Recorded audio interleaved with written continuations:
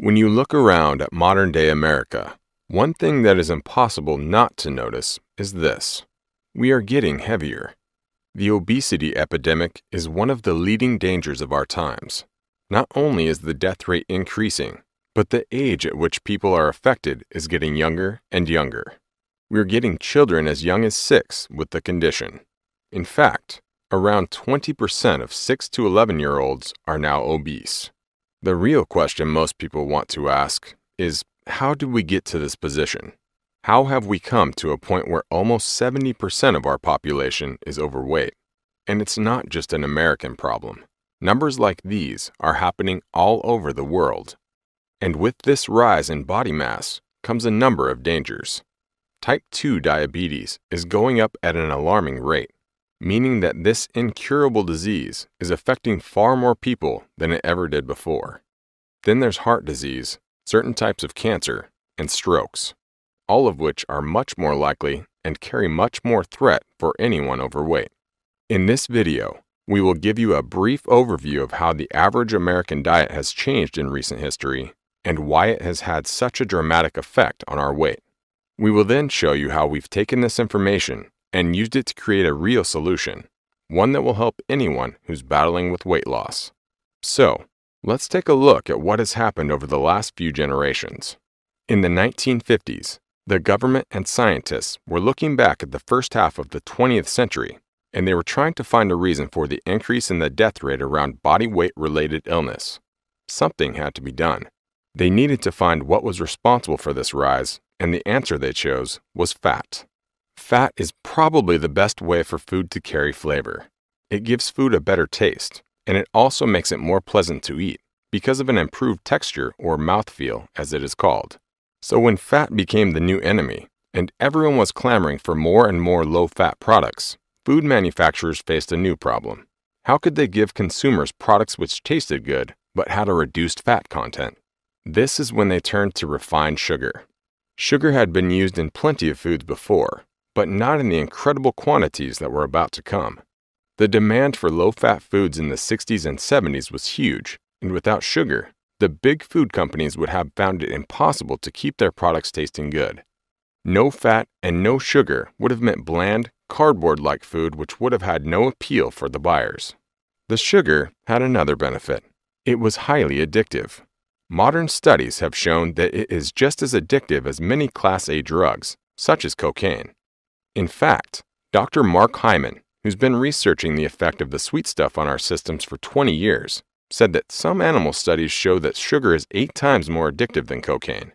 He has written a number of books on the subject. The reason for this addiction is genetic. Sugar is rare in the wild, and its main sources are fruit and honey. Sugar gives the body a big boost in energy, which is very useful if you are a hunter or you have to search for food all day long. So your brain is programmed to like sugar because it is like rocket fuel for someone who is used to eating mainly plants and meat. But there would never be a big supply of it. Bananas, melons, and other fruit wouldn't be available for many months, and beehives were hard to find and, well, painful to collect from. Now that sugar was being refined and added to more and more foods, our bodies were craving it more and more. Eventually, nutritionists realized that sugar was also causing the general population a great deal of damage, both to their teeth and their general health. This should have been obvious, though. A number of scientific tests had proved the dangers of sugar. To give you a brief example, an incident occurred in 1793 when a ship carrying a cargo of sugar was wrecked. The 5 surviving sailors were finally rescued after being marooned for 9 days. They looked terrible. Their bodies had seemingly wasted away due to starvation, having consumed nothing but sugar and rum. The eminent French physiologist F. Magendie was inspired by this to conduct a series of experiments with animals, which he went on to publish in 1816. In the experiments, he fed dogs a diet of sugar or olive oil and water. All the dogs on the sugar diet wasted and died much before those without sugar. First fat and now sugar. What were the big food conglomerates going to do this time? They certainly weren't ready to give up their profits. They would have to find a new way around this problem. And they did. They found 2 solutions, in fact. First of all, there were artificial sweeteners. The most famous of these was probably aspartame, which was discovered in 1974. It took 7 years for it to get approval by the U.S. Food and Drug Administration, the FDA. There is still some controversy over how this was achieved, as laboratory tests had linked it to causing tumors in mice when it was tested. The final approval was made by a man who was funded by G.D. Searle, the company who had discovered aspartame in the first place. The second approach was even more underhand. Now that all food needed to be labeled so consumers could see whether it contained sugar or not, the food companies simply began renaming the various sugars that they added. This still happens to this day. If you pick up a selection of packaged foods from any supermarket, you'll probably be able to find examples of some, if not all of the following ingredients: barley malt, dextrose, ethyl maltol, glucose, high fructose corn syrup, lactose, molasses, sucrose, agave. And these are just a few. There are dozens more. The companies are allowed to do this because the sugars come in slightly different forms, but sugar is sugar. You'll find these ingredients in a huge range of foods, everything from cereals to bread, juices to cheeses. The average American is now eating around 150 pounds of sugar per year, and 80% of that is from the additives in your food. That is a lot. Alright, now here's the thing that most people don't know. This boom in sugar intake has had a serious outcome for many people. They have been overtaken by a parasite. Where did it come from? Did we import it in our food? Did it grow from some artificial additive? No, it's something that has been in our bodies all along. It's called Candida. Candida is a form of yeast that occurs naturally in the body. Why is this a problem then, I hear you ask? Well, just like with many elements of nutrition, it's about balance. You need to even out the good with the bad. You can eat fast food so long as it's not too often, and you make sure to get plenty of exercise. You can have that extra slice of cake once in a while, as long as you're eating plenty of fruit and vegetables. See? Find a balance. Your gut is the same. Doctors recommend that you need a balance of 80% good bacteria to 20% bad bacteria to remain healthy. This is where the sugar and artificial sweeteners come in. The Candida love them, and when they eat them, they multiply. It's just like any other form of yeast. It activates with sugar. When this happens inside you, it puts your bacteria balance out, and then you can begin to have problems. Too much Candida is such a difficult condition to diagnose because there's so many different ways it can affect you. There are many different places on the body it could affect you, and the results may even be unique to one particular person. For this reason, Candida is often misdiagnosed, and the symptom is treated instead of the underlying cause, rather like taking a lozenge for a throat infection. It's come to the point where patients practically have to diagnose themselves. Such is the difficulty in spotting this condition. But the general agreement is that there is a far greater number of people affected by Candida than the few who are diagnosed correctly. If you have too much Candida, you may find yourself suffering from any or all of the following symptoms. Your feeling and energy. For some, this could be an inability to focus or a permanent feeling of fatigue, like you can never seem to sleep enough. This will probably also affect your concentrations. Others may become hyperactive, and some lose their sex drive. Problems with digestion. This is everything from acid reflux or indigestion to diarrhea or constipation. Since these bacteria live mainly in your gut, they are well placed to affect your digestion. Skin. Rashes and itchiness can appear in many places over your body. The most common are in between fingers or on the feet, but it could be anywhere. Eczema and dermatitis are also possible, along with acne. Fungal infections on the nails can also be a sign. The skin can react in many different ways, so pay attention to any changes you notice. Mouth. Bacteria such as Candida can easily affect your mouth and tongue. This can result in bad breath or even halitosis. Thrush could be another symptom, both of the mouth and around sexual organs. Some get an odd metallic taste in the mouth or experience bleeding of the gums. Breathing.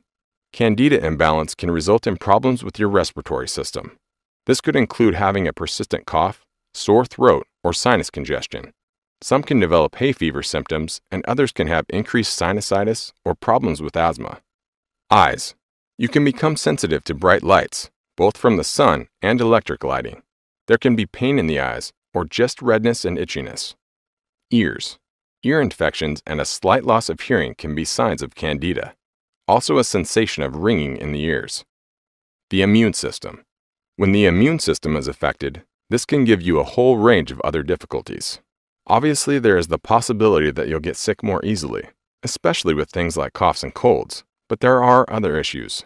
Some people develop allergies or sensitivities to certain foods, fragrances, and chemicals. This is not the full list by any means. Since a bacteria imbalance changes the whole system of the body, any part of it can be affected, from headaches to muscle stiffness. Here is the key question then. How do you readdress this excess of Candida? How do you get back to the 80-20 balance of good and bad bacteria that your body needs? Well, first of all, let's hear some simple advice from Dr. William G. Crook. He's one of the leading experts on yeast in the body and author of many books on the subject.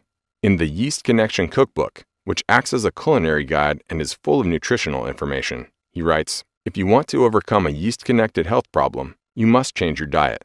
Yet deciding what to eat and what not to eat isn't easy. The key element that you need in your diet are something called probiotics. These are the live microorganisms that make up the good bacteria in your digestive system. People most commonly associate them with yogurt. In the early 1900s, a Russian scientist named Ilya Mechnikov, who won the Nobel Prize in 1908, discovered that simple yogurt was connected with longevity. Mechnikov, who worked at the Paris-based Pasteur Institute, took statistics from over 35 countries, and he discovered that more people lived to the age of 100 in Bulgaria than in any other. He attributed this to the country's most traditional food, homemade yogurt. Later, numerous scientific studies in Europe, Japan, and the United States proved the bacteria in yogurt helped maintain good health by protecting the human body from toxins, infections, allergies, and some types of cancer. This is the power of probiotics. Recent experts still agree. Dr. Alan Walker, professor of nutrition and pediatrics, Harvard Medical School, says the following: "Evidence from clinical research demonstrates that adding good bacteria to the diet promotes a healthy digestive and immune system." But before you go running to the supermarket to fill your basket with yogurt, let me stop you. Modern yogurt has two problems. One is that it's pasteurized, which means it's heated to a certain temperature to kill off harmful bacteria. This is done to make it last longer. Unfortunately, it also kills off the good bacteria. The second thing is, guess what most modern yogurts are full of? You've got it, our old friend, Mr. Sugar. Fortunately, yogurt is not the only source of probiotics. It can also be found in sauerkraut, olives, and fermented vegetables such as pickles. Some Asian dishes are good sources of probiotics, like kimchi and miso soup. It's also found in poi, a dough-like substance made from mashed taro root that is a staple of the Hawaiian diet. Host of the Dr. Oz Show, Mehmet Oz, MD, and Mike Roizen, MD, Chief Medical Officer at the Cleveland Clinic Wellness Institute, have said that taking probiotics twice a day for 6 months helps kids chase away cold symptoms. When given the probiotic Acidophilus NCFM, children had 53% fewer fevers, 28% fewer runny noses, and 41% fewer coughing spells compared with kids getting a placebo. If they did get sick, recovery time was cut by a third. But let's be realistic. Is anyone really going to live off sauerkraut and olives while avoiding all those other high-sugar foods out there? That really is a lot to ask, especially given the addictive qualities of sugar we've discussed. There needs to be a compromise. That is why we've created Probiotic Cleanse. Take one of our specially formulated capsules once per day after a meal. Avoid consuming anything too hot or too cold at the same time, as the microorganisms need to be alive and temperatures which are too extreme can kill them off. This is not a quick fix, and you need to try to maintain a regular dose, as if you miss one, you're giving the Candida a chance to regroup. Some of our customers start to really feel the benefit after about a month. For some, it is longer, since it takes time to readdress the balance of bacteria that a high-sugar diet has been affecting all these years. You should try to watch your sugar intake and eat as much all-natural food as possible, but you can indulge a little from time to time with a slice of pizza or a donut. As always, balance is the key. So, what exactly is in a probiotic cleanse capsule? Well, the most important thing is that they contain 37.5 billion colony-forming units per capsule. This is a combination of 14 unique strains of bacteria, including superstrains Lactobacillus acidophilus and Bifidobacterium. These have been strategically engineered to withstand stomach acids and bile, populating your entire GI tract. And because the last thing we want to give your body is something else it can't process, everything is gluten-free, lactose-free, and completely allergen-free. What's more, because we are dealing with bacteria, some other probiotics can cause bad breath. Since our aim was always to provide a solution that fitted in with modern living, nutritionally, economically, and socially, we have ensured that this capsule won't cause bad breath. You can take it as you would any vitamin pill. As we just mentioned, we wanted this probiotic to be usable by everyone, which is why we've pushed to keep the price so low. We've chosen to sell exclusively online so that we can avoid the added markup that stores need to put on it. It is available for just $39.99 for a 1-month supply. This is covered by an ironclad 90-day money-back guarantee. All we ask is that you follow the instructions correctly and use it for at least a full month to allow time for your good and bad bacteria levels to get back to that magic 80-20 level. Because we want everyone to get results, if you feel it hasn't worked for you, just send back the empty carton and we will refund your money, no questions asked.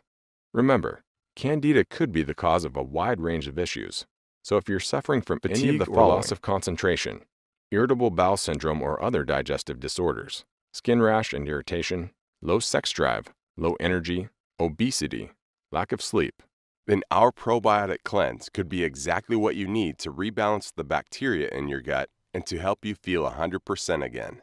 Our customers have reported feeling a new surge in energy when going about their daily lives. They've also found they are sick less, and if they do get ill, they recover noticeably more quickly. Now here's a final thought. Did you know that all those candida currently in your gut are controlling what you eat? It's true. Because they thrive on sugar and sweeteners, they are pushing your body to crave more of them. This is why it can be so hard to maintain a healthy weight, because even if your diet is successful, those same old cravings will undo all of the good work. But when you have the right balance of bacteria, you are back in control of the cravings and you will find it easier to keep eating healthily. With our money-back guarantee, we hope everyone will try for themselves, completely risk-free. Just click the link below